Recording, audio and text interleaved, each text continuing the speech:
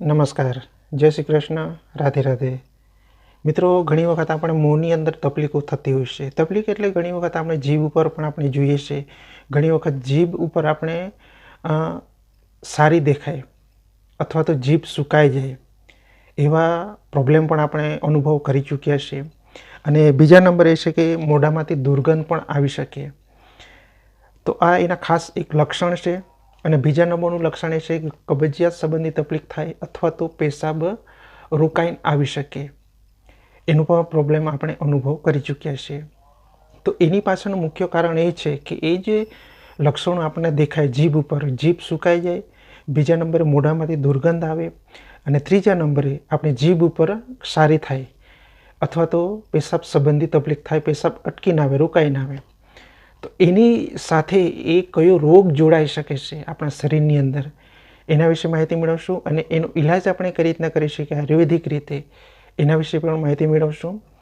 તો ખાસ કરી મિત્રો, ચેનલ પર પહેલી વખત આવવાનું થયું હોય, તમને આયુર્વેદ સાથે જોડાવાની ઈચ્છા હોય, તમારી મનોભાવના હોય, તો મિત્રો ચેનલને જોરથી સબસ્ક્રાઈબ કરી દેજો, જેથી કરીને તમને શુદ્ધ અને પ્યોર આયુર્વેદિક ઔષધિ વિશે માહિતીઓ મળતી રહેશે.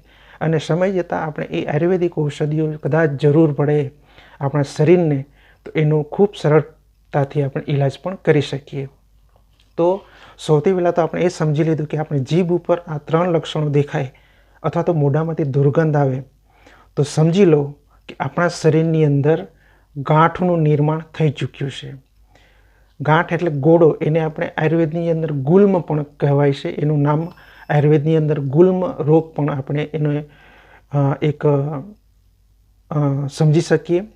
તો હવે ગાંઠ 2 પ્રકારની થાય છે, બરાબર છે. તો એક જે ગાંઠ હોય છે એ આપણા પેટની અંદર એટલે નાભીની નીચે ફરે છે, અને બીજી હોય છે એ સ્થિર રહી શકે.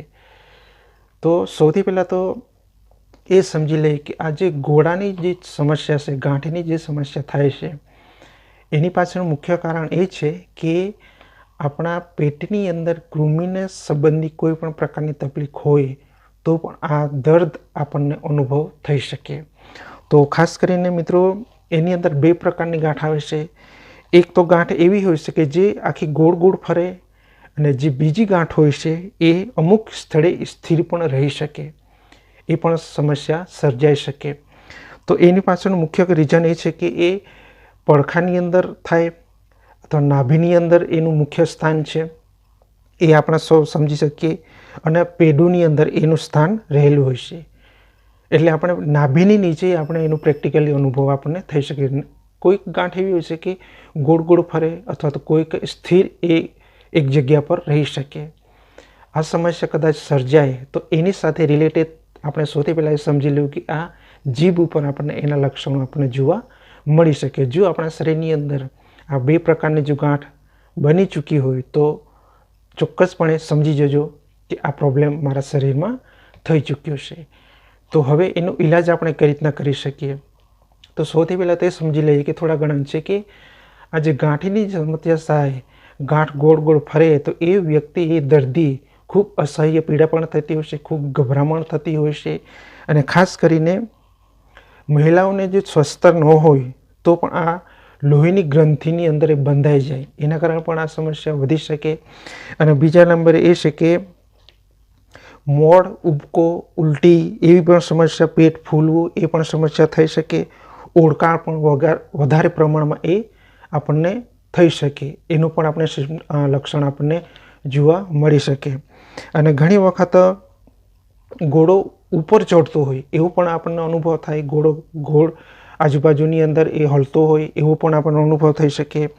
અને ઘણી વખત આવી જે સમસ્યા હોય જે દર્દીને, એ ખૂબ પરેશાન પણ થતો હોય છે, ખૂબ એક નારાજગી પણ આવતી હોય છે. ઘણી વખત અસહ્ય તકલીફ થાય તો એ બેભાન પણ બની જતો હોય છે. એવી સમસ્યા પણ આ સર્જાઈ શકે. એટલે જે વ્યક્તિને નાભીની નીચે, બરાબર છે, પડખાની અંદર એની બાજુમાં જો ગાંઠ ફરતી હોય એવો અનુભવ જો થતો હોય તો એ વ્યક્તિ ખૂબ ગભરામણનો અનુભવ એને થઈ શકે છે, બરાબર છે. તો હવે એના આપણે લક્ષણો સમજી લીધા. લક્ષણોને આધારિત આપણા શરીરની અંદર કઈ પ્રકારની બીમારી આવે છે એ પણ આપણે સમજી લીધી. હવે એનો ઈલાજ આપણે કઈ રીતના કરી શકીએ આયુર્વેદિક રીતે. તો ઘણા વ્યક્તિઓને આ પ્રોબ્લેમો થતા હોય છે. તો કદાચ તમારા મિત્ર વર્તુળની અંદર, તમારા પરિવારની અંદર, તમારા સગા સંબંધીઓની અંદર કોઈક મિત્રને આવો પ્રોબ્લેમ હોય તો આ વિડીયો જરૂરથી શેર કરજો, જેથી કરીને વ્યક્તિ જે ગભરામણ થાય છે ગાંઠને લીધે. ઘણી વખત આપણે નાભીની નીચે જે વ્યક્તિને પ્રોબ્લેમ હોય એ નાભીની નીચે ગાંઠ આમ પ્રેક્ટિકલી એનો અનુભવ થાય. આપણે નજર સામે ગોળ ગોળ ફરતી હોય, એને હલનચલન થતી હોય છે, એવો અનુભવ થાય તો એ વ્યક્તિ ખૂબ ગભરાઈ પણ જાય છે, બેભાન પણ થઈ શકે છે. તો આ વિડીયો જરૂરથી તમે શેર કરજો, જેથી કરીને એ વ્યક્તિ જે ગાંઠના લીધે જે તકલીફ થઈ રહી છે એનો આયુર્વેદિક ઈલાજ કરે અને એ સમસ્યા દૂર કરી શકે. એટલું ખાસ તમે જરૂરથી આ વિડીયો શેર કરજો. હવે સમજી લઈએ કે એનો આયુર્વેદિક ઈલાજ આપણે કઈ રીતના કરી શકીએ.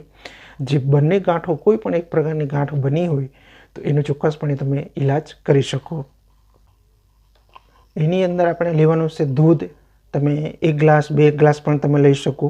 માની લો કે 1 ગ્લાસ તમે દૂધ લીધું તો એની અંદર તમારે લસણ વાટી અને એને ઉકાળવાનું. એટલે કે 1 ગ્લાસ તમે દૂધ લીધું, એની અંદર તમે 2 થી 3 ચમચી લસણ, બરાબર છે, એને વાટી નાખો. ત્યારબાદ તમે 2 થી 3 ચમચી લસણ એ દૂધની અંદર નાખી દો, એને ગરમ કરો અને ત્યારબાદ એનું મિશ્રણ જો તમે પીવાનું ચાલુ રાખશો, વધારે ગરમ નથી કરવાનું, થોડા હલકા, પણ જ્યાં સુધી લસણનું જે ગુણધર્મ છે એ દૂધની અંદર મિક્સ થાય, એને ભેગા થાય ત્યાં સુધી એને ગરમ કરો, બરાબર છે. એટલે માની લો કે 1 ગ્લાસ જે દૂધ છે એ થોડા ઘણા અંશે અડધું થાય ત્યાં સુધી એને ઉકાળો, બરાબર. ત્યારબાદ એને ગાળી લો, થોડા ઘણા અંશે ઠંડુ પડવા દો અને એનું જો તમે સેવન કરશો, તમે સાંજે અથવા સવારે પણ કરી શકો, જમ્યા પહેલાં અથવા જમ્યા બાદ પણ તમે એનું સેવન કરી શકો.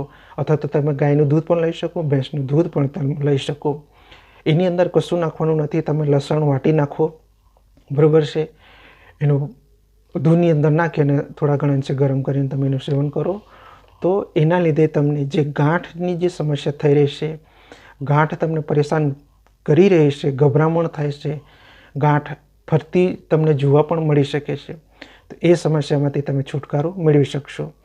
તો આજના વિડીયોની અંદર મારે તમને એ જ માહિતી આપવી હતી કે ઘણા વ્યક્તિઓના પ્રોબ્લેમ થતા હોય છે કે નાભીની નીચે પડખાની આજુબાજુ એનું સ્થાન પણ છે, તો એ જગ્યા પર એ ગાંઠ હરતી ફરતી આપણને અનુભવ આપણને મળી શકે છે.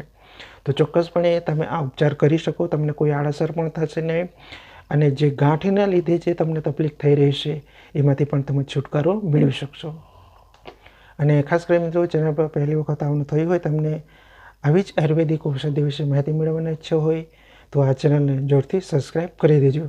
અને ખાસ એટલું સમજી લેજો કે જીભ ઉપર તમને સૌથી પહેલાં લક્ષણો તમને જોવા મળશે કે જીભ સુકાઈ જશે અથવા તો મોઢામાંથી દુર્ગંધ આવશે. તમે ગમે તેટલા બ્રશ કરો, ગમે તેટલી ટૂથપેસ્ટ વાપરતા હશો, પણ તમે ભોજન પહેલાં અથવા ભોજન બાદ પણ તમને મોઢામાંથી દુર્ગંધનો અનુભવ તમને મળી શકશે.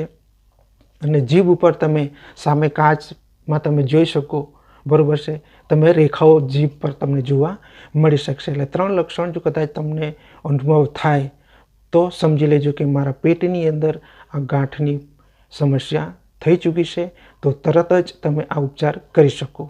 તો ચોક્કસપણે તમે એમાંથી શરૂઆત જો થાય તો એમાંથી તમે ખૂબ ટૂંક સમય માટે એમાંથી તમે છુટકારો મેળવી શકશો.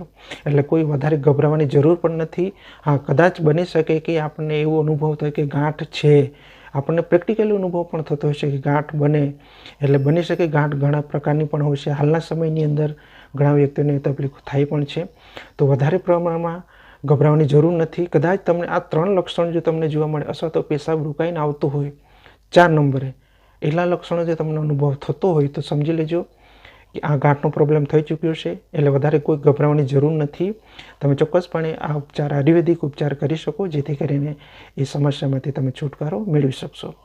તો મળીએ કોઈ નવા વિડીયો સાથે. ત્યાં સુધી મારા તમામ દર્શક મિત્રોને લાંબુ અને સુરક્ષિત આયુષ્ય મળે અને મળતું રહે એ પ્રભુને પ્રાર્થના.